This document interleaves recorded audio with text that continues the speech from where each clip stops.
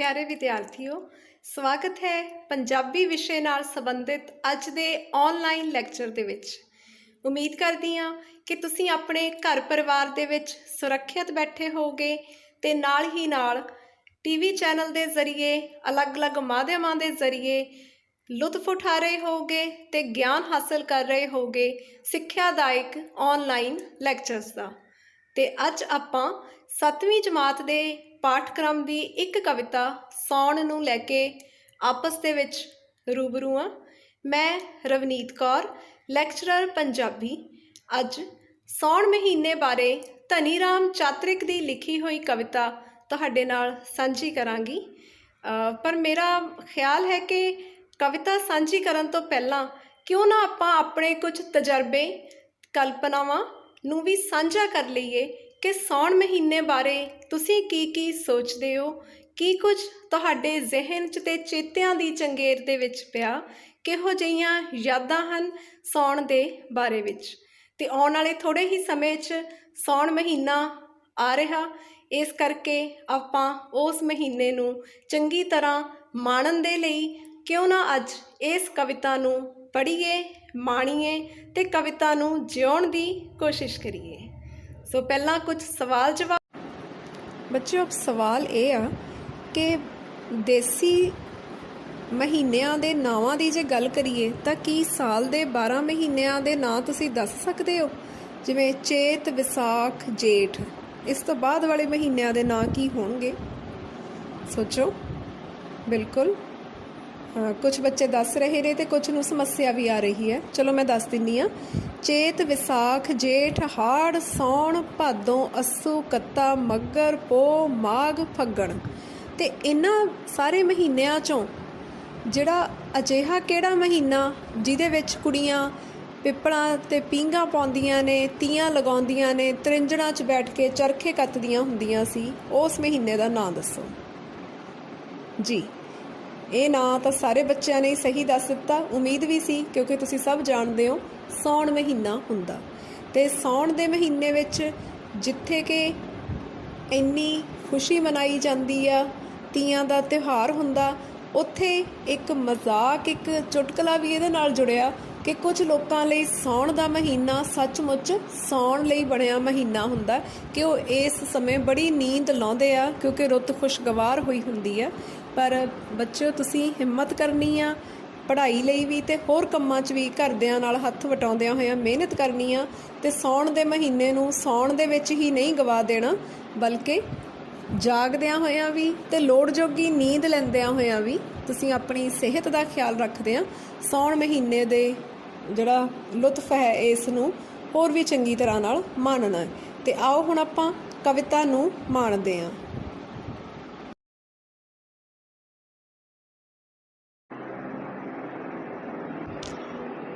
ਕਵਿਤਾ ਸੌਣ। ਕਵੀ ਧਨੀ ਰਾਮ ਚਾਤ੍ਰਿਕ। 13ਵਾਂ ਪਾਠ। ਸੌਣ ਮਾਹ ਝੜੀਆਂ ਗਰਮੀ ਝਾੜ ਸੁੱਟੀ, ਧਰਤੀ ਪੁੰਗਰੀ ਟਹਿਕੀਆਂ ਡਾਲੀਆਂ ਨੇ, ਰਾਹ ਰੋਕ ਲਏ ਛੱਪੜਾਂ ਟੋਭਿਆਂ ਨੇ, ਨਦੀਆਂ ਨਾਲਿਆਂ ਜੂਹਾਂ ਹੰਗਾਲੀਆਂ ਨੇ, ਧਾਈ ਉਸਰੇ ਨਿਸਰੀ ਚਰੀ ਮੱਕੀ ਤੇ ਕਪਾਹੀ ਨਾ ਜਾਣ ਸੰਭਾਲੀਆਂ ਨੇ, ਜੰਮੂ ਰਸੇ ਅਨਾਰ ਵਿੱਚ ਆਈ ਸ਼ੀਰੀ, ਚੜੀਆਂ ਸਬਜ਼ੀਆਂ ਨੂੰ ਗਿੱਠ ਗਿੱਠ ਲਾਲੀਆਂ ਨੇ, ਤਿੜਾਂ ਤਿੜਕੀਆਂ ਪੱਠਿਆਂ ਲਹਿਰ ਲਾਈ, ਡੰਗਰ ਛੱਡ ਦਿੱਤੇ ਖੁੱਲ੍ਹੇ ਪਾਲੀਆਂ ਨੇ, ਵੱਟਾਂ ਬੱਧੀਆਂ ਜੋਤਰੇ ਖੋਲ੍ਹ ਦਿੱਤੇ, ਛਾਵੇਂ ਮੰਜੀਆਂ ਡਾਈਆਂ ਹਾਲੀਆਂ ਨੇ, ਪੇਕੀ ਬੈਠੀਆਂ ਤਾਈਂ ਦਿਹਾਰ ਆਏ ਤੇ ਸ਼ਿੰਗਾਰ ਲਾਏ ਸਹੁਰੀ ਆਈਆਂ ਨੇ, ਵੰਗਾਂ ਚੂੜੀਆਂ ਪਹਿਨੀਆਂ ਕੁਆਰੀਆਂ ਨੇ, ਰੰਗ ਚੁੰਨੀਆਂ ਮਹਿੰਦੀਆਂ ਲਾਈਆਂ ਨੇ, ਖੀਰਾਂ ਰਿੱਝੀਆਂ ਪੂੜਿਆਂ ਡੰਝ ਲਾਹੀ, ਕੁੜੀਆਂ ਵਹੁਟੀਆਂ ਨੇ ਪੀਂਘਾਂ ਪਾਈਆਂ ਨੇ, ਗਿੱਧੇ ਵੱਜਦੇ ਕਿਲਕਲੀ ਮੱਚਦੀ ਏ, ਘਟਾਂ ਕਾਲੀਆਂ ਵੇਖ ਕੇ ਛਾਈਆਂ ਨੇ, ਸੌਂਚੀ ਖੇਡਦੇ ਗੱਭਰੂ ਪਿੜਾਂ ਅੰਦਰ, ਛਿੰਝਾਂ ਪਾਉਂਦੇ ਤੇ ਛਾਲਾਂ ਲਾਉਂਦੇ ਨੇ, ਲੋਕੀ ਖੁਸ਼ੀ ਅੰਦਰ ਖੀਵੇ ਹੋਏ ਚਾਤ੍ਰਿਕ, ਸੌਣ ਮਾਹ ਦੇ ਸੋਹਲੇ ਗਾਉਂਦੇ ਨੇ, ਸੌਣ ਮਾਹ ਦੇ ਸੋਹਲੇ ਗਾਉਂਦੇ ਨੇ। ਆਓ ਹੁਣ ਆਪਾਂ ਕਵਿਤਾ ਦੇ ਕੁਝ ਸ਼ਬਦਾਂ ਦੇ ਅਰਥ ਜਾਣ ਕੇ ਫਿਰ ਇਸ ਕਵਿਤਾ ਦਾ ਅਧਿਐਨ ਕਰਦੇ ਹਾਂ। ਇੱਥੇ ਮੈਂ ਸਪਸ਼ਟ ਕਰਦੇ ਹਾਂ ਕਿ ਜਿਹੜੇ ਸ਼ਬਦਾਂ ਦੇ ਅਰਥ ਨੇ ਇਹਨਾਂ ਨੂੰ ਆਪਾਂ ਔਖੇ ਸ਼ਬਦਾਂ ਦੇ ਅਰਥ ਬਿਲਕੁਲ ਨਹੀਂ ਕਹਿ ਸਕਦੇ, ਕਿਉਂਕਿ ਜ਼ਰੂਰੀ ਨਹੀਂ ਹੁੰਦਾ ਕਿ ਸ਼ਬਦ ਔਖੇ ਨੇ। ਸ਼ਬਦ ਔਖੇ ਜਾਂ ਸੌਖੇ ਦੀ ਗੱਲ ਨਹੀਂ ਹੁੰਦੀ, ਸ਼ਬਦ ਬਿਲਕੁਲ ਢੁਕਵੇਂ ਵਰਤੇ ਗਏ ਆ। ਹਾਂ, ਇਹ ਜ਼ਰੂਰ ਹੈ ਕਿ ਸ਼ਬਦਾਂ ਤੋਂ ਤੁਸੀਂ ਕਈ ਵਾਰ ਭਲੀ ਭਾਂਤ ਜਾਣੂ ਨਹੀਂ ਹੁੰਦੇ। ਇਹ ਸ਼ਬਦ ਕਈ ਵਾਰ ਸਾਡੇ ਚੇਤਿਆਂ ਦੀ ਚੰਗੇਰ ਦੇ ਵਿੱਚ ਓਨੇ ਮਜ਼ਬੂਤੀ ਦੇ ਨਾਲ ਨਹੀਂ ਟਿਕੇ ਹੁੰਦੇ, ਅਸੀਂ ਭੁੱਲ ਜਾਂਦੇ ਹਾਂ ਜਾਂ ਅਸੀਂ ਇਹਨਾਂ ਨੂੰ ਜਾਣਦੇ ਪਛਾਣਦੇ ਨਹੀਂ ਹੁੰਦੇ, ਕਿਉਂਕਿ ਇਹ ਕਵਿਤਾ ਉਸ ਸਮੇਂ ਦੀ ਕਵਿਤਾ ਜਦੋਂ ਕਿ ਸਾਡੇ ਪੰਜਾਬੀ ਸੱਭਿਆਚਾਰ ਦੇ ਵਿੱਚ ਬਲਦਾਂ ਦੇ ਨਾਲ ਹਲ ਜੋੜ ਕੇ ਖੇਤੀ ਕੀਤੀ ਜਾਂਦੀ ਸੀ। ਸਾਉਣ ਦਾ ਮਹੀਨਾ ਸੀ ਜਿਹੜਾ, ਉਸ ਨੂੰ ਪਿੱਪਲਾਂ ਹੇਠਾਂ ਕੁੜੀਆਂ ਪੀਂਘਾਂ ਝੂਟ ਕੇ ਮਨਾਉਂਦੀਆਂ ਹੁੰਦੀਆਂ ਸੀ। ਸੋ ਇਹ ਉਸ ਸਮੇਂ ਦੀ ਗੱਲ ਹੈ। ਤਾਂ ਕਰਕੇ ਕੁਝ ਸ਼ਬਦ ਅਜਿਹੇ ਹਨ ਜਿਨ੍ਹਾਂ ਨਾਲ ਤੁਸੀਂ ਅੱਜ ਕੱਲ੍ਹ ਵਾਕਿਫ ਨਹੀਂ ਹੋ, ਪਰ ਉਹਨਾਂ ਸ਼ਬਦਾਂ ਨੂੰ ਆਪਾਂ ਔਖੇ ਸ਼ਬਦਾਂ ਦੀ ਬਜਾਏ ਕੁਝ ਅਜਿਹੇ ਵਿਲੱਖਣ ਸ਼ਬਦ ਦੇ ਤੌਰ 'ਤੇ ਸਮਝਣਾ ਅਤੇ ਆਪਣੀ ਸ਼ਬਦਾਵਲੀ ਦੇ ਵਿੱਚ ਅੱਜ ਵਾਧਾ ਕਰਨਾ। ਕੋਸ਼ਿਸ਼ ਕਰਦੇ ਹਾਂ ਆਪਾਂ ਇਸ ਕਵਿਤਾ ਨੂੰ ਪੜ੍ਹਦੇ ਵੀ ਜਾਈਏ, ਉਹਨਾਂ ਸ਼ਬਦਾਂ ਨੂੰ, ਉਹਨਾਂ ਲਫ਼ਜ਼ਾਂ ਨੂੰ ਸਿੱਖਦੇ ਵੀ ਜਾਈਏ ਅਤੇ ਨਾਲ ਹੀ ਨਾਲ ਆਪਾਂ ਕਵਿਤਾ ਦਾ ਆਨੰਦ ਮਾਣਦੇ ਰਹੀਏ ਅਤੇ ਇਹਦੇ ਜ਼ਰੀਏ ਆਪਾਂ ਸਾਉਣ ਦੀ ਵਰਖਾ ਰੁੱਤ ਦਾ ਆਨੰਦ ਵੀ ਮਾਣਦੇ ਰਹੀਏ। ਸਾਉਣ ਮਾਹ ਝੜੀਆਂ ਗਰਮੀ ਝਾੜ ਸੁੱਟੀ, ਧਰਤੀ ਪੁੰਗਰੀ ਟੈਕੀਆਂ ਡਾਲੀਆਂ ਨੇ। ਸਾਉਣ ਦਾ ਮਹੀਨਾ ਜਿਹੜਾ, ਮਾਹ ਦਾ ਇੱਥੇ ਅਰਥ ਮਹੀਨੇ ਤੋਂ ਆ, ਅਤੇ ਸਾਉਣ ਇੱਕ ਦੇਸੀ ਮਹੀਨੇ ਦਾ ਨਾਂ ਜਿਹਦੇ ਵਿੱਚ ਕਿ ਬੜੀ ਵਰਖਾ ਹੁੰਦੀ ਹੈ, ਜਿਹਦੇ ਵਿੱਚ ਤੀਆਂ ਦਾ ਤਿਉਹਾਰ ਮਨਾਇਆ ਜਾਂਦਾ। ਝੜੀਆਂ ਉਸ ਮੀਂਹ ਨੂੰ ਕਹਿੰਦੇ ਨੇ ਜਿਹੜਾ ਲਗਾਤਾਰ ਵਰਦਾ ਰਹੇ। ਕਾਫੀ ਦਿਨ ਜਦੋਂ ਲਗਾਤਾਰ ਮੀਂਹ ਪੈਂਦਾ ਤਾਂ ਅਸੀਂ ਕਹਿੰਦੇ ਹਾਂ ਇਹ ਝੜੀ ਲੱਗ ਗਈ ਆ। ਅਤੇ ਸਾਉਣ ਦੇ ਮਹੀਨੇ 'ਚ ਅਜਿਹਾ ਮੌਸਮ ਹੁੰਦਾ ਹੈ ਕਿ ਅਕਸਰ ਹੀ ਲਗਾਤਾਰ ਮੀਂਹ ਪੈਂਦਾ ਝੜੀਆਂ ਦੇ ਰੂਪ ਵਿੱਚ, ਅਤੇ ਅਜਿਹੀਆਂ ਝੜੀਆਂ ਦੇ ਨਾਲ ਗਰਮੀ ਵੀ ਝਾੜ ਕੇ ਸੁੱਟ ਦਿੱਤੀ ਜਾਂਦੀ ਹੈ। ਇੱਥੇ ਕਵੀ ਨੇ ਖੂਬਸੂਰਤ ਸ਼ਬਦਾਂ ਦਾ ਸੁਮੇਲ ਕੀਤਾ, ਝੜੀਆਂ, ਝਾੜ। ਹਾਲਾਂਕਿ ਦੋਨੇ ਸ਼ਬਦਾਂ ਦੇ ਅਰਥ ਅਲੱਗ ਨੇ, ਪਰ ਇਹਨਾਂ 'ਚ ਉਹੀ ਅੱਖਰ ਝੱਜਾ ਅਤੇ ਰਾੜਾ ਦੀ ਵਰਤੋਂ ਹੋਈ ਹੈ, ਤਾਂ ਬੜੇ ਖੂਬਸੂਰਤ ਲੱਗਦੇ ਨੇ। ਜਦੋਂ ਸਾਉਣ ਦੀਆਂ ਝੜੀਆਂ ਨਾਲ ਗਰਮੀ ਝਾੜ ਕੇ, ਮਤਲਬ ਕਿ ਲਾਹ ਕੇ ਸੁੱਟ ਦਿੱਤੀ ਜਾਂਦੀ ਹੈ, ਠੰਡੀ ਰੁੱਤ ਆਉਂਦੀ ਹੈ ਅਤੇ ਗਰਮੀ ਤੋਂ ਰਾਹਤ ਮਿਲਦੀ ਹੈ। ਧਰਤੀ ਪੁੰਗਰੀ, ਪੁੰਗਰੀ ਦਾ ਮਤਲਬ ਹੈ ਕਿ ਧਰਤੀ ਵੀ ਵਿਗਸਦੀ ਆ, ਫੁੱਟਦੀ ਆ, ਮੌਲਦੀ ਆ। ਨਵੀਆਂ ਬਨਸਪਤੀ ਦੀਆਂ ਕਿਸਮਾਂ ਜਿਹੜੀਆਂ, ਘਾਹ ਹੈ ਜਿਹੜਾ, ਉਹ ਉੱਗ ਆਉਂਦਾ ਵਾ। ਤਾਂ ਜਦੋਂ ਧਰਤੀ ਫੁੱਟਦੀ ਉੱਗਦੀ ਹੈ, ਹਰ ਪਾਸੇ ਹਰਿਆਵਲ ਨਜ਼ਰ ਆਉਂਦੀ ਹੈ, ਉਸ ਮੌਕੇ ਦੀ ਗੱਲ ਆ। ਟਹਿਕੀਆਂ ਡਾਲੀਆਂ ਨੇ, ਇਕੱਲਾ ਧਰਤੀ ਦੇ ਵਿੱਚ ਹੀ ਨਹੀਂ ਬਲਕਿ ਜਿਹੜੀਆਂ ਰੁੱਖਾਂ ਦੀਆਂ, ਪੌਦਿਆਂ ਦੀਆਂ ਟਾਹਣੀਆਂ ਨੇ, ਡਾਲੀਆਂ ਦਾ ਮਤਲਬ ਟਾਹਣੀਆਂ, ਲਗਰਾਂ, ਉਹਨਾਂ ਲਗਰਾਂ ਦੇ ਉੱਪਰ ਵੀ ਇੱਕ ਟਹਿਕ ਆ ਜਾਂਦੀ ਆ, ਰੌਣਕ ਆ ਜਾਂਦੀ ਆ, ਉਹ ਵੀ ਹਰੀਆਂ ਕਚੂਰ ਹੋ ਜਾਂਦੀਆਂ ਨੇ। ਰਾਹ ਰੋਕ ਲਏ ਛੱਪੜਾਂ ਟੋਭਿਆਂ ਨੇ। ਛੱਪੜ ਅਤੇ ਟੋਭੇ ਤੁਸੀਂ ਪਿੰਡਾਂ 'ਚ ਰਹਿਣ ਵਾਲੇ ਬੱਚੇ ਤਾਂ ਬਿਲਕੁਲ ਸਮਝਦੇ ਹੋਊਗੇ, ਜਿੱਥੇ ਪਾਣੀ ਇਕੱਠਾ ਹੋਇਆ ਹੁੰਦਾ। ਮਾਫ਼ ਕਰਨਾ। ਅਤੇ ਅੱਗੋਂ ਨਦੀਆਂ ਨਾਲਿਆਂ ਜੂਹਾਂ ਹੰਗਾਲੀਆਂ ਨੇ। ਨਦੀਆਂ ਪਾਣੀ ਦਾ ਵੱਡਾ ਸੋਮਾ, ਅਤੇ ਨਾਲੇ ਜਿਹੜੇ ਛੋਟੇ ਛੋਟੇ ਸੂਏ ਜਿਹੇ ਹੁੰਦੇ ਨੇ, ਪਾਣੀ ਦੇ ਛੋਟੇ ਸੋਮੇ ਨੇ। ਨਦੀਆਂ ਦੇ ਵਿੱਚੋਂ ਅੱਗੋਂ ਨਾਲੇ ਕੱਢੇ ਜਾਂਦੇ ਨੇ। ਇਹਨਾਂ ਸਾਰਿਆਂ ਨੇ ਜਿਹੜੀਆਂ ਸਾਡੇ ਪਿੰਡ ਦੀਆਂ ਆਸੇ ਪਾਸੇ ਦੀਆਂ ਜੂਹਾਂ ਨੇ, ਉਹਨਾਂ ਨੂੰ ਹੰਗਾਲ ਦਿੱਤਾ। ਅਤੇ ਹੁਣ ਅਗਲੇ ਦੋ ਸ਼ਬਦ ਜਿਹੜੇ ਚਰਚਾ ਮੰਗਦੇ ਨੇ, ਜੂਹਾਂ ਅਤੇ ਹੰਗਾਲੀਆਂ। ਤੁਸੀਂ ਵੇਖ ਸਕਦੇ ਹੋ, ਜੂਹਾਂ ਸ਼ਬਦ ਦਾ ਅਰਥ ਘਰ ਦੇ ਨੇੜੇ ਕੋਈ ਜਿਹੜੀ ਖਾਲੀ ਥਾਂ ਜਾਂ ਹੱਦ ਬੰਨਾ ਹੁੰਦਾ, ਉਸ ਤੋਂ ਲਿਆ ਜਾਂਦਾ। ਸੋ ਸਾਡੇ ਘਰਾਂ ਦੇ ਆਲੇ ਦੁਆਲੇ ਦਾ ਵੀ ਜਿਹੜਾ ਇਲਾਕਾ, ਉਸ ਨੂੰ ਵੀ ਇਹ ਮੀਂਹ ਦੀਆਂ ਝੜੀਆਂ ਨੇ ਹੰਗਾਲ ਦਿੱਤਾ। ਹੰਗਾਲਿਆ ਮਤਲਬ ਜਿਵੇਂ ਕਿ ਧੋ ਦਿੱਤਾ ਹੋਵੇ। ਜਦੋਂ ਆਪਾਂ ਪਾਣੀ ਫੇਰਦੇ ਹਾਂ, ਸ਼ਾਇਦ ਤੁਸੀਂ ਜਦੋਂ ਆਪਣੇ ਸਕੂਲਾਂ 'ਚ ਖਾਣਾ ਖਾਂਦੇ ਹੋ ਦੁਪਹਿਰ ਦਾ, ਤਾਂ ਤੁਸੀਂ ਖੁਦ ਵੀ ਇਹ ਚੀਜ਼ ਵਾਚੀ ਹੋਣੀ ਆ ਕਿ ਤੁਸੀਂ ਆਪਣੇ ਥਾਲਾਂ ਨੂੰ ਪਹਿਲਾਂ ਪਾਣੀ ਦੇ ਨਾਲ ਹੰਗਾਲ ਦਿੰਦੇ ਹੋ, ਪਾਣੀ ਦੇ ਨਾਲ ਉਹਨਾਂ ਨੂੰ ਧੋ ਦਿੰਦੇ ਹੋ। ਠੀਕ ਹੈ, ਉਸ ਤੋਂ ਬਾਅਦ ਫਿਰ ਆਪਾਂ ਸਵਾਹ ਕਿਸੇ ਵੀ ਪਾਊਡਰ ਨਾਲ ਉਸ ਨੂੰ ਸਾਫ਼ ਕਰਦੇ ਹਾਂ। ਇਸੇ ਤਰ੍ਹਾਂ ਜਿਹੜਾ ਮੀਂਹ ਦਾ ਪਾਣੀ ਆ, ਉਸ ਨੇ ਵੀ ਜਿੱਥੇ ਨਦੀਆਂ, ਨਾਲਿਆਂ, ਛੱਪੜਾਂ, ਟੋਭਿਆਂ ਨੂੰ ਸਾਫ਼ ਕਰ ਦਿੱਤਾ, ਉਹਨਾਂ ਨੂੰ ਭਰ ਦਿੱਤਾ, ਉੱਥੇ ਹੀ ਸਾਡੇ ਘਰਾਂ ਦੇ ਆਲੇ ਦੁਆਲੇ ਨੂੰ ਵੀ ਸਾਫ਼ ਕਰ ਦਿੱਤਾ। ਧਾਈ ਉਸਰੇ ਨਿਸਰੀ ਚਰੀ ਮੱਕੀ। ਧਾਈ ਇਹਦਾ ਮਤਲਬ ਇੱਥੇ ਹੈ ਜਿਹੜੀ ਝੋਨੇ ਦੀ ਫਸਲ ਹੈ। ਝੋਨਾ ਜਿਸ ਨੂੰ ਆਪਾਂ ਜੀਰੀ ਕਹਿੰਦੇ ਆ, ਚੌਲਾਂ ਦੀ ਫਸਲ, ਉਹ ਜਿਹੜੀ ਫਸਲ ਹੈ ਉਹ ਉਸਰ ਪੈਂਦੀ ਹੈ। ਧਾਈ ਉਸਰੇ, ਉਸਰੇ ਦਾ ਮਤਲਬ ਵੱਧ ਜਾਂਦੀ ਹੈ, ਉੱਪਰ ਨੂੰ ਹੋਰ ਉੱਚੀ ਉੱਠ ਖੜ੍ਹਦੀ ਹੈ। ਨਿਸਰੀ ਚਰੀ ਮੱਕੀ। ਚਰੀ ਅਤੇ ਮੱਕੀ ਸਾਡੀਆਂ ਮੁੱਖ ਫਸਲਾਂ ਨੇ ਜਿਹੜੀਆਂ ਕਿ ਉਸ ਸਮੇਂ ਤੱਕ ਨਿਸਰ ਜਾਂਦੀਆਂ। ਨਿਸਰਨ ਦਾ ਮਤਲਬ ਪੱਕ ਜਾਂਦੀਆਂ ਨੇ। ਸਾਉਣ ਦੇ ਮਹੀਨੇ ਜਿੱਥੇ ਝੋਨਾ ਹੋਰ ਵੱਧ ਉੱਗਦਾ, ਉੱਥੇ ਹੀ ਚਰੀ ਅਤੇ ਮੱਕੀ ਹੈ ਜਿਹੜੀ ਉਹ ਬਿਲਕੁਲ ਪੱਕ ਚੁੱਕੀਆਂ ਹੁੰਦੀਆਂ ਨੇ, ਵੱਢਣ ਦੇ ਲਈ ਤਿਆਰ ਹੋ ਚੁੱਕੀਆਂ ਹੁੰਦੀਆਂ ਨੇ ਅਤੇ ਕਪਾਹੀ ਨਾ ਜਾਣ ਸੰਭਾਲੀਆਂ ਨੇ।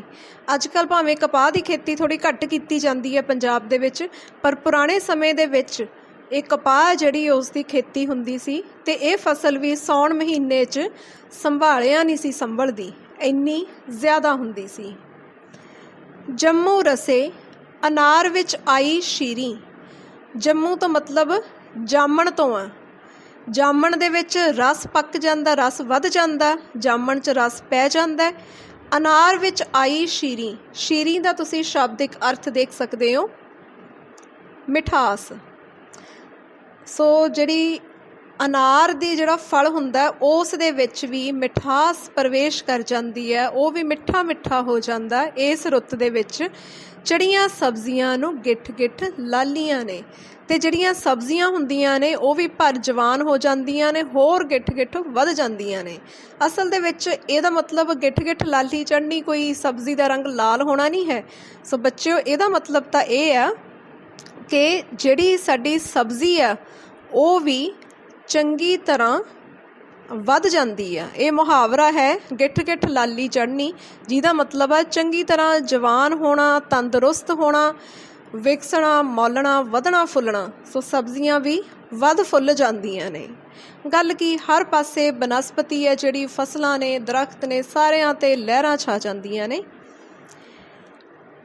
ਤਿੜਾਂ ਤਿੜਕੀਆਂ, ਪੱਠਿਆਂ ਲਹਿਰ ਲਾਈ, ਡੰਗਰ ਛੱਡ ਦਿੱਤੇ ਖੁੱਲ੍ਹੇ ਪਾਲੀਆਂ ਨੇ।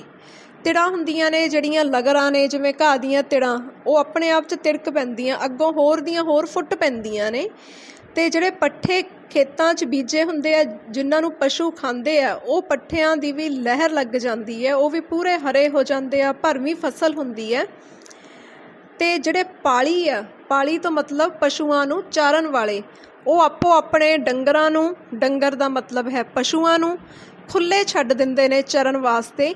ਸੋ ਇਸ ਬਨਸਪਤੀ ਦੀ ਖੁਸ਼ੀ ਹੈ ਜਿਹੜੀ, ਉਸ ਦਾ ਆਨੰਦ ਜਿਹੜੇ ਪਸ਼ੂ ਨੇ, ਜੀਵ ਜੰਤੂ ਹੈ, ਉਹ ਵੀ ਭਰਪੂਰ ਰੂਪ ਦੇ ਵਿੱਚ ਮਾਣਦੇ ਆ। ਹੁਣ ਅਸੀਂ ਅਗਲੇ ਪੈਰੇ ਵੀ ਇਸ 'ਤੇ ਪੜ੍ਹਾਂਗੇ ਅਤੇ ਉਹਨਾਂ ਦੇ ਵੀ ਅਰਥ ਜਾਣਾਂਗੇ। ਵੱਟਾਂ ਬੱਧੀਆਂ, ਜੋਤਰੇ ਖੋਲ੍ਹ ਦਿੱਤੇ, ਛਾਵੇਂ ਮੰਜੀਆਂ ਡਾਹੀਆਂ ਹਾਲੀਆਂ ਨੇ। ਜਿਹੜੀਆਂ ਖੇਤਾਂ ਦੇ ਵਿੱਚ ਵੱਟਾਂ ਸੀ ਉਹ ਬੱਧੀਆਂ ਹੋਈਆਂ ਸੀ, ਮਤਲਬ ਬੰਨੀਆਂ ਸੀ, ਪਾਈਆਂ ਹੋਈਆਂ ਸੀ ਵੱਟਾਂ, ਅਤੇ ਜੋਤਰੇ ਖੋਲ੍ਹ ਦਿੱਤੇ ਮਤਲਬ ਪਸ਼ੂਆਂ ਦੇ ਗਲਾਂ 'ਚੋਂ ਪੰਜਾਲੀਆਂ ਖੋਲ੍ਹ ਕੇ ਜਿਹੜੇ ਹਾਲੀ ਸੀ, ਹਲ ਵਾਹੁਣ ਵਾਲੇ ਸੀ, ਉਹ ਕਿਸਾਨਾਂ ਨੇ ਵੀ ਆਪਣੀਆਂ ਮੰਜੀਆਂ ਦਰਖਤਾਂ ਦੀ ਛਾਵੇਂ ਡਾਲੀਆਂ ਅਤੇ ਉਹ ਵੀ ਛਾਂ ਦੇ ਵਿੱਚ ਆਰਾਮ ਕਰਨ ਲੱਗੇ, ਅਤੇ ਪਸ਼ੂਆਂ ਨੂੰ ਵੀ ਖੋਲ੍ਹ ਦਿੱਤਾ। ਅਤੇ ਜਿਹੜੇ ਉਹ ਬਲਦ ਸੀਗੇ ਜਿਨ੍ਹਾਂ ਦੇ ਗਲ ਪੰਜਾਲੀ ਪਈ ਹੋਈ ਸੀ, ਉਹ ਵੀ ਆਰਾਮ ਕਰਨ ਲੱਗੇ। ਇੱਥੇ ਪੂਰਾ ਇੱਕ ਦ੍ਰਿਸ਼, ਇੱਕ ਨਜ਼ਾਰਾ ਸਾਡੇ ਸਾਹਮਣੇ ਆ ਜਾਂਦਾ ਸਾਉਣ ਦੇ ਮਹੀਨੇ ਦਾ। ਪੇਕੀ ਬੈਠੀਆਂ ਤਾਈ ਦਿਹਾਰ ਆਏ, ਅਤੇ ਸ਼ਿੰਗਾਰ ਲਾਏ ਸਹੁਰੇ ਆਈਆਂ ਨੇ। ਅੱਜ ਕੱਲ੍ਹ ਬੱਚਿਓ, ਆਪਾਂ ਸਾਉਣ ਦੇ ਮਹੀਨੇ ਨੂੰ ਸਿਰਫ ਤੀਆਂ ਦੇ ਨਾਲ ਹੀ ਜੋੜ ਕੇ ਵੇਖਦੇ ਹਾਂ, ਕਿਉਂਕਿ ਖੇਤੀ ਦੇ ਢੰਗ ਤਰੀਕੇ ਕਾਫੀ ਬਦਲ ਗਏ ਨੇ। ਸੋ ਜਿੰਨਾ ਆਪਾਂ ਹੁਣ ਤੱਕ ਜਿਹੜੀਆਂ ਇਸ ਕਵਿਤਾ ਦੀਆਂ ਸਤਰਾਂ ਨੂੰ ਪੜ੍ਹਿਆ ਸੀ, ਸ਼ਾਇਦ ਉਹ ਤੁਸੀਂ ਆਪਣੇ ਆਲੇ ਦੁਆਲੇ ਨਹੀਂ ਵੇਖਦੇ। ਨਾ ਬਲਦਾਂ ਨਾਲ ਖੇਤੀ ਹੁੰਦੀ ਵੇਖਦੇ ਹੋ, ਨਾ ਖੇਤਾਂ 'ਚ ਮੰਜੀਆਂ ਡਹੀਆਂ ਵੇਖਦੇ ਹੋ। ਪਰ ਜੋ ਅੱਗੋਂ ਗੱਲ ਕੀਤੀ ਹੋਈ ਆ, ਉਹ ਅੱਜ ਵੀ ਸਾਡੇ ਸਮਾਜ ਦੇ ਵਿੱਚ, ਸੱਭਿਆਚਾਰ ਦੇ ਵਿੱਚ ਕਾਇਮ ਹੈ। ਅਤੇ ਉਹ ਹੈ ਕਿ ਅੱਜ ਵੀ ਕੁੜੀਆਂ ਚਿੜੀਆਂ ਇਕੱਠੀਆਂ ਹੋ ਕੇ, ਭਾਵੇਂ ਉਹ ਕੁਆਰੀਆਂ ਨੇ, ਭਾਵੇਂ ਵਿਆਹੀਆਂ ਨੇ, ਉਹ ਆਪਣੇ ਪੇਕੇ ਪਿੰਡ ਦੇ ਵਿੱਚ ਇਕੱਠੀਆਂ ਹੋ ਕੇ ਤੀਆਂ ਮਨਾਉਂਦੀਆਂ ਨੇ। ਹੁਣ ਉਹ ਦ੍ਰਿਸ਼ ਹੈ ਜਿਹੜਾ ਉਹ ਸ਼ੁਰੂ ਹੁੰਦਾ। ਪੇਕੀ ਬੈਠੀਆਂ ਤਾਈ ਦਿਹਾਰ ਆਈ। ਜਿਹੜੀਆਂ ਕੁੜੀਆਂ ਪੇਕਿਆਂ ਦੇ ਘਰਾਂ ਵਿੱਚ ਕੁਆਰੀਆਂ ਬੈਠੀਆਂ ਨੇ, ਉਹਨਾਂ ਲਈ ਸਾਉਣ ਦਾ ਮਹੀਨਾ ਜਿਹੜਾ ਇਹ ਇੱਕ ਤਿਉਹਾਰ ਮਤਲਬ ਤਿਉਹਾਰ ਵਰਗਾ ਹੁੰਦਾ ਹੈ, ਕੋਈ ਖਾਸ ਉਚੇਚ ਦਾ ਮੌਕਾ ਹੁੰਦਾ ਹੈ। ਅਤੇ ਜੇ ਆਪਾਂ ਹੋਰ ਧਿਆਨ ਨਾਲ ਸੋਚੀਏ ਤਾਂ ਇਹ ਬਿਲਕੁਲ ਸਹੀ ਕਿਹਾ ਗਿਆ ਕਿ ਜਿਹੜਾ ਸਾਉਣ ਦਾ ਮਹੀਨਾ, ਇਹਦੇ ਵਿੱਚ ਤੀਆਂ ਦਾ ਤਿਉਹਾਰ ਲੱਗਦਾ, ਅਤੇ ਤੀਆਂ ਦਾ ਤਿਉਹਾਰ ਅਸਲ ਦੇ ਵਿੱਚ ਧੀਆਂ ਦਾ ਤਿਉਹਾਰ ਹੁੰਦਾ। ਇਹ ਉਹ ਤਿਉਹਾਰ ਆ ਜਿਹਦੇ ਵਿੱਚ ਕੁੜੀਆਂ ਖੁੱਲ੍ਹ ਕੇ ਆਪਣੇ ਆਪ ਨੂੰ, ਆਪਣੀਆਂ ਖੁਸ਼ੀਆਂ ਨੂੰ ਪ੍ਰਗਟ ਕਰਦੀਆਂ ਨੇ। ਅਤੇ ਸ਼ਿੰਗਾਰ ਲਾਏ ਸਹੁਰੀ ਆਈਆਂ ਨੇ, ਜਿਹੜੀਆਂ ਕੁੜੀਆਂ ਸਹੁਰੇ ਘਰਾਂ ਦੇ ਵਿੱਚ ਬੈਠੀਆਂ ਨੇ, ਵਿਆਹੀਆਂ ਹੋਈਆਂ ਨੇ, ਉਹਨਾਂ ਨੇ ਵੀ ਹਾਰ ਸ਼ਿੰਗਾਰ ਖੂਬ ਲਗਾਏ ਹੁੰਦੇ ਨੇ। ਸੋ ਕੀ ਤੁਸੀਂ ਸੋਚ ਸਕਦੇ ਹੋ ਕਿ ਵਿਆਹੀਆਂ ਹੋਈਆਂ ਕੁੜੀਆਂ ਕਿਸ ਤਰ੍ਹਾਂ ਦੇ ਹਾਰ ਸ਼ਿੰਗਾਰ ਕਰਦੀਆਂ ਨੇ? ਤੁਸੀਂ ਜ਼ਰਾ ਆਪਣੀ ਕਲਪਨਾ ਦੇ ਘੋੜੇ ਭਜਾਓ, ਜ਼ਰਾ ਸੋਚੋ ਕਿ ਕਿਹੜੇ ਕਿਹੜੇ ਤਰ੍ਹਾਂ ਦੇ ਹਾਰ ਸ਼ਿੰਗਾਰ ਵਿਆਹੀਆਂ ਔਰਤਾਂ ਵੱਲੋਂ ਕੀਤੇ ਜਾਂਦੇ ਹੋਣਗੇ। ਅਗਰ ਅਸੀਂ ਸਿਰ ਤੋਂ ਲੈ ਕੇ ਪੈਰਾਂ ਤੱਕ ਗਹਿਣਿਆਂ ਦੀ ਗੱਲ ਕਰੀਏ ਤਾਂ ਸੱਗੀ ਫੁੱਲ, ਤਵੀਤ, ਲੋਟਣ, ਵਾਲੀਆਂ, ਕੈਂਠੇ, ਜੁਗਨੀਆਂ, ਨੱਥ ਮਛਲੀ, ਛਾਪਾਂ, ਛੱਲੇ, ਵੰਗਾਂ, ਚੂੜੀਆਂ, ਝਾਂਜਰਾਂ ਤੱਕ ਕਿੰਨੇ ਹੀ ਗਹਿਣੇ ਸਾਡੇ ਜ਼ਿਹਨ ਦੇ ਵਿੱਚ ਆ ਜਾਂਦੇ ਨੇ। ਕਿੰਨੇ ਹੀ ਤਰ੍ਹਾਂ ਦੇ ਖੂਬਸੂਰਤ ਪੰਜਾਬੀ ਪਹਿਰਾਵੇ, ਫੁਲਕਾਰੀਆਂ, ਸਭ ਕੁਝ ਸਾਡੇ ਮਨ ਦੇ ਵਿੱਚ ਆ ਜਾਂਦਾ। ਸੋ ਹੁਣ ਉਹੀ ਕਲਪਨਾ ਕਰਕੇ ਅਸੀਂ ਸੋਚਣਾ। ਵੰਗਾਂ, ਚੂੜੀਆਂ ਪਹਿਨੀਆਂ ਕੁਆਰੀਆਂ ਨੇ, ਜਿਹੜੀਆਂ ਕੁੜੀਆਂ ਦੇ ਅਜੇ ਵਿਆਹ ਨਹੀਂ ਹੋਏ ਉਹਨਾਂ ਨੂੰ ਆਪਾਂ ਕੁਆਰੀਆਂ ਕੁੜੀਆਂ ਕਹਿੰਦੇ ਹਾਂ। ਉਹ ਵੀ ਆਪਣੇ ਘਰੇ ਬੈਠੀਆਂ ਵੰਗਾਂ ਚੂੜੀਆਂ ਪਹਿਨ ਲੈਂਦੀਆਂ ਨੇ, ਭਾਵੇਂ ਜ਼ਿਆਦਾ ਉਹ ਹਾਰ ਸ਼ਿੰਗਾਰ ਨਹੀਂ ਲਾ ਸਕਦੀਆਂ, ਪਰ ਵੰਗਾਂ ਚੂੜੀਆਂ ਪਹਿਨਣ ਦੀ ਉਹਨਾਂ ਨੂੰ ਖੁੱਲ੍ਹ ਮਿਲ ਜਾਂਦੀ ਹੈ ਇਸ ਮਹੀਨੇ। ਰੰਗ ਚੁੰਨੀਆਂ, ਮਹਿੰਦੀਆਂ ਲਾਈਆਂ ਨੇ, ਆਪਣੀਆਂ ਚੁੰਨੀਆਂ ਨੂੰ ਉਹ ਰੰਗ ਲੈਂਦੀਆਂ ਨੇ, ਰੰਗਾ ਲੈਂਦੀਆਂ ਨੇ, ਅਤੇ ਆਪਣੇ ਹੱਥਾਂ ਨੂੰ ਖੂਬ ਮਹਿੰਦੀ ਲਗਾਉਂਦੀਆਂ ਨੇ। ਖੀਰਾਂ ਰਿੱਝੀਆਂ, ਪੂੜਿਆਂ ਡੰਝ ਲਾਹੀ। ਅਤੇ ਅੱਗੋਂ ਅਗਲੇ ਸਮੇਂ ਦੀ ਗੱਲ ਹੈ, ਜਿਹੜਾ ਸਾਡੇ ਘਰਾਂ ਦੇ ਵਿੱਚ ਅੱਜ ਕੱਲ੍ਹ ਵੀ ਇਹ ਰਵਾਇਤ ਹੈ ਕਿ ਸਾਉਣ ਦੇ ਮਹੀਨੇ ਦੇ ਵਿੱਚ ਖੀਰਾਂ ਬਣਾਈਆਂ ਜਾਂਦੀਆਂ ਨੇ, ਪੂੜੇ ਪਕਾਏ ਜਾਂਦੇ ਨੇ। ਇਹ ਸਾਰੇ ਸਾਡੀ ਡੰਝ ਲਾ ਦਿੰਦੇ ਨੇ। ਡੰਝ ਲਾਹੀ ਦਾ ਮਤਲਬ ਹੈ ਸਾਡੀ ਭੁੱਖ ਪਿਆਸ ਨੂੰ ਮਿਟਾ ਦਿੰਦੇ ਆ, ਸਾਨੂੰ ਰੱਜ ਆ ਜਾਂਦਾ। ਸੋ ਇਹ ਸਾਰੇ ਜਿਹੜੇ ਤਰ੍ਹਾਂ ਤਰ੍ਹਾਂ ਦੇ ਪਕਵਾਨ ਨੇ, ਖੀਰ, ਪੂੜੇ, ਇਹ ਸਾਨੂੰ ਖਾਣ ਪੀਣ 'ਚ ਬੜੇ ਸਵਾਦੀ ਲੱਗਦੇ ਆ। ਕੁੜੀਆਂ ਵਹੁਟੀਆਂ ਨੇ ਪੀਂਘਾਂ ਪਾਈਆਂ ਨੇ, ਅਤੇ ਕੁੜੀਆਂ ਅਤੇ ਵਹੁਟੀਆਂ ਮਤਲਬ ਕੁਆਰੀਆਂ ਅਤੇ ਵਿਆਹੀਆਂ ਹੋਈਆਂ ਕੁੜੀਆਂ ਪਿੱਪਲਾਂ ਦੇ ਹੇਠਾਂ 'ਚ, ਬੋਹੜਾਂ ਦੇ ਥੱਲੇ ਪੀਂਘਾਂ ਪਾਉਂਦੀਆਂ ਨੇ, ਪੀਂਘਾਂ ਝੂਟਦੀਆਂ ਨੇ, ਅਤੇ ਉੱਚੀ ਉੱਚੀ ਪੀਂਘ ਚੜਾਉਂਦੀਆਂ ਨੇ। ਗਿੱਧੇ ਵੱਜਦੇ, ਕਿਲਕਲੀ ਮੱਚਦੀ ਏ, ਘਟਾਂ ਕਾਲੀਆਂ ਵੇਖ ਕੇ ਛਾਈਆਂ ਨੇ। ਘਟਾਂ ਦਾ ਮਤਲਬ ਹੈ ਜੀ ਬੱਦਲ। ਜਦੋਂ ਕਾਲੇ ਰੰਗ ਦੇ ਬੱਦਲ ਆਕਾਸ਼ ਦੇ ਵਿੱਚ ਛਾ ਜਾਂਦੇ ਨੇ ਤਾਂ ਕੁੜੀਆਂ ਰਲ ਮਿਲ ਕੇ, ਖੁਸ਼ ਹੋ ਕੇ ਗਿੱਧਾ ਪਾਉਂਦੀਆਂ ਨੇ, ਉਹਦੇ ਵਿੱਚ ਕਿਲਕਾਰੀਆਂ ਮਾਰਦੀਆਂ ਨੇ, ਕਿੱਕਲੀ ਪਾਉਂਦੀਆਂ ਨੇ, ਖੂਬ ਹਾਸੇ ਤਮਾਸ਼ੇ ਮਜ਼ਾਕ ਕਰਦੀਆਂ ਨੇ। ਸੌਂਚੀ ਖੇਡਦੇ ਗੱਭਰੂ ਪਿੜਾਂ ਅੰਦਰ। ਅਤੇ ਹੁਣ ਤੁਹਾਡੇ ਮਨ 'ਚ ਬੈਠਿਆਂ ਬੈਠਿਆਂ ਖਿਆਲ ਆਇਆ ਹੋਣਾ ਕਿ ਅਸੀਂ ਕੁੜੀਆਂ ਦੀ ਗੱਲ ਤਾਂ ਕਰ ਰਹੇ ਹਾਂ, ਪਰ ਮੁੰਡਿਆਂ ਦੀ ਗੱਲ ਨਹੀਂ ਕੀਤੀ। ਸਾਉਣ ਦੇ ਮਹੀਨੇ ਮੁੰਡਿਆਂ 'ਤੇ ਕਿਸ ਤਰ੍ਹਾਂ ਦਾ ਸਮਾਂ ਹੁੰਦਾ, ਤਾਂ ਹੁਣ ਉਹ ਗੱਲ ਵੀ ਦੱਸੀ ਗਈ ਆ ਕਿ ਸਾਉਣ ਮਹੀਨੇ ਇਕੱਲੀਆਂ ਕੁੜੀਆਂ ਹੀ ਖੁਸ਼ ਨਹੀਂ ਹੁੰਦੀਆਂ, ਬਲਕਿ ਮੁੰਡੇ ਵੀ ਬੜੇ ਖੁਸ਼ ਹੁੰਦੇ ਨੇ।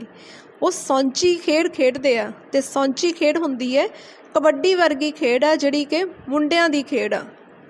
ਸੋ ਮੁੰਡੇ ਸੌਂਚੀ ਖੇਡ ਖੇਡਦੇ ਆ, ਪਿੜਾਂ ਦੇ ਅੰਦਰ ਖੁੱਲ੍ਹੇ ਥਾਵਾਂ ਦੇ ਵਿੱਚ ਛਿੰਝਾਂ ਪਾਉਂਦੇ ਅਤੇ ਛਾਲਾਂ ਲਾਉਂਦੇ ਨੇ। ਛਾਲਾਂ ਲਾਉਣ ਦਾ ਮਤਲਬ ਤੁਸੀਂ ਸਮਝਦੇ ਹੋ, ਅਤੇ ਛਿੰਝਾਂ ਦਾ ਮਤਲਬ ਇੱਥੇ ਹੈ ਜਿਹੜਾ ਘੋਲ ਕੀਤੇ ਜਾਂਦੇ ਸੀ, ਕੁਸ਼ਤੀਆਂ ਕੀਤੀਆਂ ਜਾਂਦੀਆਂ ਸੀ, ਉਹਨਾਂ ਨੂੰ ਆਪਾਂ ਛਿੰਝ ਕਹਿ ਦਿੰਦੇ ਹਾਂ। ਅਖਾੜੇ ਦੇ ਵਿੱਚ ਜਦੋਂ ਪਹਿਲਵਾਨ ਆਪਸ ਦੇ ਵਿੱਚ ਘੋਲ ਕਰਦੇ ਹੁੰਦੇ ਸੀ, ਤਾਂ ਜਿਹੜੇ ਨੌਜਵਾਨ ਗੱਭਰੂ ਆ ਉਹ ਵੀ ਇਸ ਤਰ੍ਹਾਂ ਨਾਲ ਸਾਉਣ ਦੇ ਮਹੀਨੇ ਪਿੜਾਂ ਦੇ ਵਿੱਚ, ਖੁੱਲ੍ਹੀਆਂ ਥਾਵਾਂ ਦੇ ਵਿੱਚ ਕੁਸ਼ਤੀਆਂ ਅਤੇ ਸੌਂਚੀ ਵਰਗੀ ਖੇਡ ਖੇਡਦੇ ਆ, ਛਾਲਾਂ ਮਾਰਦੇ ਆ। ਲੋਕੀ ਖੁਸ਼ੀ ਅੰਦਰ ਖੀਵੇ ਹੋਏ ਚਾਤਰਿਕ। ਚਾਤਰਿਕ ਕਵੀ ਦਾ ਨਾਂ, ਜਦੋਂ ਕਵੀ ਆਪਣਾ ਨਾਂ ਇਸ ਤਰ੍ਹਾਂ ਦਿੰਦਾ ਜਿਹਨੂੰ ਆਪਾਂ ਗਜ਼ਲਾਂ ਦੇ ਵਿੱਚ ਸ਼ਾਇਰਾਨਾ ਤਰਮੱਲੀ ਕਹਿੰਦੇ ਹਾਂ, ਮਤਲਬ ਕਿ ਲੇਖਕ ਵੱਲੋਂ ਆਪਣਾ ਨਾਂ ਦਿੱਤਾ ਜਾਣਾ। ਲੋਕ ਵੀ ਖੁਸ਼ੀ ਦੇ ਅੰਦਰ ਖੀਵੇ ਹੋ ਕੇ, ਖੀਵੇ ਹੋਣਾ ਹੁੰਦਾ ਖੁਸ਼ੀ 'ਚ ਮਸਤ ਹੋ ਜਾਣਾ। ਸੋ ਲੋਕ ਬਹੁਤ ਖੁਸ਼ ਹੁੰਦੇ ਨੇ ਅਤੇ ਰਲ ਮਿਲ ਕੇ ਸਾਉਣ ਮਹੀਨੇ ਦੇ ਸੋਹਲੇ ਗਾਉਂਦੇ ਆ। ਸੋਹਲੇ ਗਾਉਣ ਦਾ ਮਤਲਬ ਤਾਰੀਫ ਕਰਨੀ, ਉਸਤਤ ਕਰਨੀ, ਵਡਿਆਈ ਕਰਨੀ, ਜਸ ਗਾਉਣਾ। ਸੋ ਲੋਕ ਖੁਸ਼ ਹੋ ਕੇ ਸਾਉਣ ਮਹੀਨੇ ਦੀ ਤਾਰੀਫ ਕਰਦੇ ਆ।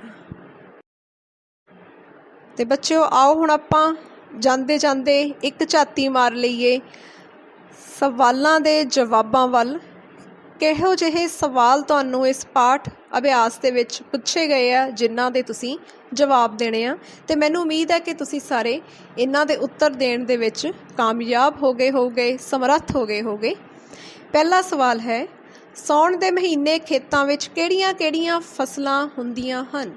ਸੋ ਆਪਾਂ ਕਈ ਫਸਲਾਂ ਦੀ ਗੱਲ ਕੀਤੀ ਸੀ, ਤੁਸੀਂ ਉਹਨਾਂ ਦੇ ਨਾਂ ਜ਼ਰਾ ਯਾਦ ਕਰੋ ਕਿ ਉਹ ਕਿਹੜੀਆਂ-ਕਿਹੜੀਆਂ ਫਸਲਾਂ ਸੀ।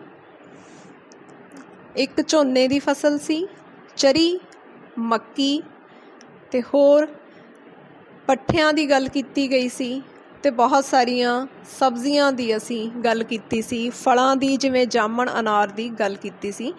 ਸੋ ਇਹਦੇ ਵਿੱਚੋਂ ਹੁਣ ਤੁਸੀਂ ਜਿਹੜੀਆਂ ਫਸਲਾਂ ਨੇ ਉਹਨਾਂ ਦੇ ਨਾਂ ਛਾਂਟ ਕੇ ਆਪਣੇ ਉੱਤਰ ਦੇ ਵਿੱਚ ਜ਼ਰੂਰ ਲਿਖ ਦੇਣੇ ਆ ਕਿ ਕਿਹੜੀਆਂ ਫਸਲਾਂ ਦੀ ਗੱਲ ਹੋਈ ਸੀ। ਦੂਸਰਾ ਪ੍ਰਸ਼ਨ, ਸਾਉਣ ਦੇ ਮਹੀਨੇ ਕੁੜੀਆਂ ਕੀ ਕਰਦੀਆਂ ਹਨ?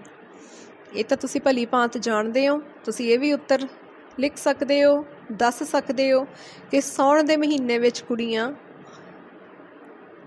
ਹਾਰ ਸ਼ਿੰਗਾਰ ਲਗਾਉਂਦੀਆਂ ਨੇ, ਪਿੱਪਲਾਂ ਨਾਲ ਪੀਂਘਾਂ ਝੂਟਦੀਆਂ ਨੇ, ਗਿੱਧੇ ਪਾਉਂਦੀਆਂ ਨੇ, ਆਪਣੇ ਮਨ ਦੀ ਖੁਸ਼ੀ ਪ੍ਰਗਟ ਕਰਦੀਆਂ ਨੇ, ਅਤੇ ਖੀਰੇ ਪੂੜੇ ਬਣਾ ਕੇ ਖਾਂਦੀਆਂ ਅਤੇ ਖਵਾਉਂਦੀਆਂ ਨੇ। ਇਸ ਤਰ੍ਹਾਂ ਦੇ ਨਾਲ ਆਪਣਾ ਅਤੇ ਆਪਣਿਆਂ ਦਾ ਮਨੋਰੰਜਨ ਵੀ ਕਰਦੀਆਂ ਨੇ। ਅਗਲਾ ਸਵਾਲ ਹੈ, ਸਾਉਣ ਦੇ ਮਹੀਨੇ ਘਰਾਂ ਵਿੱਚ ਕਿਹੜੇ-ਕਿਹੜੇ ਪਕਵਾਨ ਤਿਆਰ ਕੀਤੇ ਜਾਂਦੇ ਹਨ? ਆਪਾਂ ਹੁਣੇ ਹੀ ਉਹਨਾਂ ਪਕਵਾਨਾਂ ਦੀ ਗੱਲ ਕੀਤੀ ਅਤੇ ਸ਼ਾਇਦ ਤੁਹਾਡੇ ਮੂੰਹ ਵਿੱਚ ਪਾਣੀ ਵੀ ਆ ਗਿਆ ਹੋਣਾ, ਸੋ ਮੈਂ ਉਹਨਾਂ ਬਾਰੇ ਜ਼ਿਆਦਾ ਗੱਲ ਨਹੀਂ ਕਰਦੀ। ਤੁਸੀਂ ਖੁਦ ਹੀ ਸੋਚਣਾ, ਸਮਝਣਾ ਅਤੇ ਉਹਨਾਂ ਦੇ ਨਾਂ ਲਿਖ ਦੇਣੇ ਨੇ। ਉਦਾਹਰਨ ਦੇ ਤੌਰ 'ਤੇ ਜਿਵੇਂ ਆਪਾਂ ਖੀਰਾਂ ਦੀ ਗੱਲ ਕੀਤੀ ਸੀ, ਜਿਨ੍ਹਾਂ ਨੂੰ ਇਸ ਮਹੀਨੇ ਦੇ ਵਿੱਚ ਰਿੰਨ ਕੇ ਬਣਾਇਆ ਜਾਂਦਾ, ਪੂੜਿਆਂ ਦੀ ਗੱਲ ਕੀਤੀ ਸੀ, ਤਾਂ ਇਸ ਤਰ੍ਹਾਂ ਦੀ ਕੋਈ ਜਿਹੜੀ ਖੁਰਾਕ ਸੀਗੀ ਉਸ ਦੀਆਂ ਆਪਾਂ ਗੱਲਾਂ ਕੀਤੀਆਂ ਸੀ। ਸੋ ਉਹਨਾਂ ਪਕਵਾਨਾਂ ਦਾ ਤੁਸੀਂ ਜ਼ਿਕਰ ਜ਼ਰੂਰ ਕਰਨਾ। ਅਤੇ ਅਗਲੇ ਸਵਾਲ ਲਈ ਤਿਆਰ ਹੋ, ਗੱਭਰੂ ਸਾਉਣ ਮਹੀਨੇ ਦੀ ਰੁੱਤ ਦਾ ਆਨੰਦ ਕਿਵੇਂ ਮਾਣਦੇ ਹਨ? ਗੱਭਰੂ ਮਤਲਬ ਕਿ ਮੁੰਡੇ, ਜਿਹੜੇ ਸਾਡੇ ਨੌਜਵਾਨ ਮੁੰਡੇ ਆ, ਉਹ ਸਾਉਣ ਦੇ ਮਹੀਨੇ ਕੀ ਕਰਦੇ ਨੇ? ਆਪਾਂ ਹੁਣੇ ਹੀ ਇਸ ਨੂੰ ਪੜ੍ਹ ਕੇ ਆਏ ਹਾਂ ਕਿ ਸਿਰਫ ਕੁੜੀਆਂ ਹੀ ਖੁਸ਼ੀ ਨਹੀਂ ਮਨਾਉਂਦੀਆਂ, ਬਲਕਿ ਮੁੰਡੇ ਵੀ ਛਾਲਾਂ ਮਾਰਦੇ ਆ, ਸੌਂਚੀ ਖੇਡ ਖੇਡਦੇ ਆ, ਕੁਸ਼ਤੀ ਘੋਲ ਕਰਦੇ ਆ, ਅਤੇ ਉਹ ਵੀ ਰੁੱਤ ਦਾ ਆਨੰਦ ਮਾਣਦੇ ਨੇ ਅਤੇ ਖੇਤਾਂ ਦੇ ਵਿੱਚ ਜਾ ਕੇ ਕੰਮ ਵੀ ਕਰਦੇ ਆ। ਅਗਲਾ ਸਵਾਲ, ਸਾਉਣ ਮਹੀਨੇ 'ਚ ਆਲੇ ਦੁਆਲੇ ਵਿੱਚ ਕੀ ਪਰਿਵਰਤਨ ਆਉਂਦਾ ਹੈ? ਇਸ ਦਾ ਜਵਾਬ ਥੋੜ੍ਹਾ ਜਿਹਾ ਟੇਢੇ ਮੇਢੇ ਢੰਗ ਨਾਲ ਤੁਹਾਨੂੰ ਲੱਭਣਾ ਪੈਣਾ। ਪਹਿਲੀ ਸਤਰ ਤੋਂ ਲੈ ਕੇ ਆਖਰ ਤੱਕ ਇਹਦਾ ਜ਼ਿਕਰ ਆਉਂਦਾ ਰਹਿੰਦਾ। ਕਿਵੇਂ ਸਾਡੀ ਜਿਹੜੀ ਬਨਸਪਤੀ ਆ ਉਹ ਹਰੀ ਭਰੀ ਹੁੰਦੀ ਆ, ਦਰੱਖਤਾਂ ਦੇ ਵਿੱਚ ਟਾਹਣੀਆਂ ਨੇ ਜਿਹੜੀਆਂ ਉਹ ਹਰੀਆਂ ਹੋ ਜਾਂਦੀਆਂ ਨੇ, ਘਾਹ ਉੱਗ ਪੈਂਦਾ, ਫਸਲਾਂ ਉੱਚੀਆਂ ਹੋ ਜਾਂਦੀਆਂ ਨੇ, ਅਤੇ ਕੁਝ ਫਸਲਾਂ ਨੇ ਜਿਹੜੀਆਂ ਉਹ ਪੱਕ ਕੇ ਤਿਆਰ ਹੋ ਜਾਂਦੀਆਂ ਨੇ ਵੱਢੇ ਜਾਣ ਲਈ। ਕੁਝ ਫਲ ਨੇ ਜਿਵੇਂ ਜਾਮਣ, ਅਨਾਰ, ਉਹਨਾਂ ਦੇ ਵਿੱਚ ਮਿੱਠਾ ਮਿੱਠਾ ਰਸ ਪੈ ਜਾਂਦਾ। ਇਸੇ ਤਰ੍ਹਾਂ ਆਕਾਸ਼ ਦੇ ਵਿੱਚ ਕਾਲੇ ਬੱਦਲ ਛਾ ਜਾਂਦੇ ਆ, ਮੁੰਡੇ ਅਤੇ ਕੁੜੀਆਂ ਰਲ ਮਿਲ ਕੇ ਖੁਸ਼ੀਆਂ ਮਨਾਉਂਦੇ ਨੇ, ਪਕਵਾਨ ਬਣਾ ਕੇ ਖਾਂਦੇ ਆ। ਸੋ ਇਸ ਤਰ੍ਹਾਂ ਦੇ ਨਾਲ ਜਿਵੇਂ ਕਿ ਸਾਡੇ ਪਿੰਡ ਦਾ ਜੂਹਾਂ ਦਾ ਮੂੰਹ ਮੱਥਾ ਪਾਣੀ ਨਾਲ, ਮੌਸਮ ਦੇ ਮੀਂਹ ਨਾਲ, ਲੰਬੀਆਂ ਜਿਹੜੀਆਂ ਝੜੀਆਂ ਹੁੰਦੀਆਂ, ਲਗਾਤਾਰ ਮੀਂਹ ਪੈਂਦਾ, ਉਸ ਮੌਸਮ ਦੇ ਨਾਲ ਧੋਤਾ ਜਾਂਦਾ, ਪਿੰਡ ਨਿੱਖਰ ਜਾਂਦੇ ਆ, ਲੋਕਾਂ ਦੇ ਮਨ ਵੀ ਖੁਸ਼ੀ ਦੇ ਨਾਲ ਸੰਵਰ ਜਾਂਦੇ ਆ। ਸੋ ਇਹਦੇ ਵਿੱਚ ਕਾਫੀ ਸਾਰੀ ਤਬਦੀਲੀ ਆਉਂਦੀ ਆ ਸਾਡੇ ਆਲੇ ਦੁਆਲੇ ਦੇ ਵਿੱਚ ਵੀ, ਸਾਡੇ ਅੰਦਰ ਵੀ। ਅੱਗੋਂ ਕੁਝ ਤੁਕਾਂ ਨੇ ਜਿਨ੍ਹਾਂ ਦੇ ਭਾਵ ਅਰਥ ਤੁਸੀਂ ਲਿਖਣੇ ਆ, ਇਹ ਆਪਾਂ ਕਿਉਂਕਿ ਪਹਿਲਾਂ ਹੀ ਪੜ੍ਹ ਚੁੱਕੇ ਹਾਂ, ਸੋ ਤੁਸੀਂ ਉਹਨਾਂ ਦੇ ਅਰਥ ਚੰਗੀ ਤਰ੍ਹਾਂ ਨਾਲ ਲਿਖ ਸਕਦੇ ਹੋ। ਅਤੇ ਔਖੇ ਸ਼ਬਦਾਂ ਦੇ ਆਪਾਂ ਅਰਥ ਪਹਿਲਾਂ ਹੀ ਕੀਤੇ ਨੇ, ਅਤੇ ਮੈਂ ਵੀ ਕਿਹਾ ਸੀ ਕਿ ਆਪਾਂ ਉਹਨਾਂ ਨੂੰ ਔਖੇ ਦੀ ਬਜਾਏ ਜੇ ਕੁਝ ਨਵੇਂ ਵਿਲੱਖਣ ਸ਼ਬਦ ਸਾਡੀ ਸ਼ਬਦਾਵਲੀ ਦੇ ਵਿੱਚ ਵੱਧ ਰਹੇ ਆ ਤਾਂ ਆਪਾਂ ਉਹਨਾਂ ਨੂੰ ਔਖੇ ਨਹੀਂ ਸਮਝਣਾ, ਬਲਕਿ ਬੜੇ ਦਿਲਚਸਪੀ ਦੇ ਨਾਲ ਇਹਨਾਂ ਨੂੰ ਗ੍ਰਹਿਣ ਕਰਨਾ। ਅਤੇ ਹੁਣ ਜਾਂਦਿਆਂ ਹੋਇਆਂ ਥੋੜ੍ਹਾ ਕੰਮ ਮੈਂ ਵੀ ਤੁਹਾਨੂੰ ਆਪਣੇ ਵੱਲੋਂ ਦੇ ਜਾਵਾਂ ਕਿ ਤੁਸੀਂ ਹੁਣ ਜਦੋਂ ਸਾਉਣ ਦਾ ਮਹੀਨਾ ਜਿਹੜਾ ਉਹ ਆਏਗਾ, ਤਾਂ ਇਸ ਸਾਉਣ ਦੇ ਮਹੀਨੇ 'ਚ ਤੁਸੀਂ ਆਪਣੇ ਆਲੇ ਦੁਆਲੇ ਕੀ ਪਰਿਵਰਤਨ ਹੁੰਦੇ ਆ ਉਹਨਾਂ ਨੂੰ ਵੀ ਨੋਟ ਕਰਨਾ। ਇਸ ਕਵਿਤਾ ਦੇ ਨਾਲੋਂ ਕਿੰਨਾ ਕੁ ਕੁਝ ਵੱਖਰਾ ਸਾਡੇ ਆਲੇ ਦੁਆਲੇ ਅੱਜ ਕੱਲ੍ਹ ਹੋ ਰਿਹਾ। ਕਿ ਅੱਜ ਕੱਲ੍ਹ ਤੁਹਾਨੂੰ ਪਿੱਪਲਾਂ 'ਤੇ ਪੀਂਘਾਂ ਨਜ਼ਰ ਆਉਂਦੀਆਂ ਨੇ, ਕੀ ਅਜਿਹੇ ਖਾਣੇ ਖਾਧੇ ਜਾਂਦੇ ਆ ਜਿਨ੍ਹਾਂ ਦਾ ਕਵਿਤਾ 'ਚ ਜ਼ਿਕਰ ਆ। ਸੋ ਉਹ ਸਾਰਾ ਕੁਝ ਤੁਸੀਂ ਨੋਟ ਕਰਕੇ ਆਪਣੀ ਜਿਹੜੀ ਨੋਟਬੁੱਕ ਹੈ, ਕਾਪੀ ਹੈ, ਉਹਦੇ 'ਤੇ ਜ਼ਰੂਰ ਲਿਖਣਾ। ਅਤੇ ਨਾਲ ਹੀ ਤੁਸੀਂ ਸਾਉਣ ਮਹੀਨੇ ਨਾਲ ਸੰਬੰਧਿਤ ਕੁਝ ਗਿੱਧੇ ਦੀਆਂ ਬੋਲੀਆਂ ਵੀ ਜ਼ਰੂਰ ਇਕੱਠੀਆਂ ਕਰਨੀਆਂ ਨੇ। ਆਪਣੀ ਡਾਇਰੀ ਨੂੰ ਜਾਂ ਆਪਣੀ ਕਾਪੀ ਨੂੰ ਹੋਰ ਵੀ ਚੰਗੀ ਤਰ੍ਹਾਂ ਸਜਾ ਸਕਦੇ ਹੋ। ਅਖਬਾਰਾਂ ਵਗੈਰਾ 'ਚ ਜੋ ਆਲੇ ਦੁਆਲੇ ਤਸਵੀਰਾਂ ਆਉਂਦੀਆਂ ਨੇ ਗਿੱਧਾ ਪਾਉਂਦੀਆਂ ਕੁੜੀਆਂ ਦੀਆਂ, ਜਾਂ ਸਾਉਣ ਦੇ ਮਹੀਨੇ ਕੁਦਰਤ ਪ੍ਰਕਿਰਤੀ ਦੀਆਂ, ਤੁਸੀਂ ਉਹਨਾਂ ਦੇ ਨਾਲ ਵੀ ਆਪਣੀ ਲਿਖਤ ਨੂੰ ਸ਼ਿੰਗਾਰ ਸਕਦੇ ਹੋ। ਸੋ ਬਹੁਤ ਬਹੁਤ ਧੰਨਵਾਦ।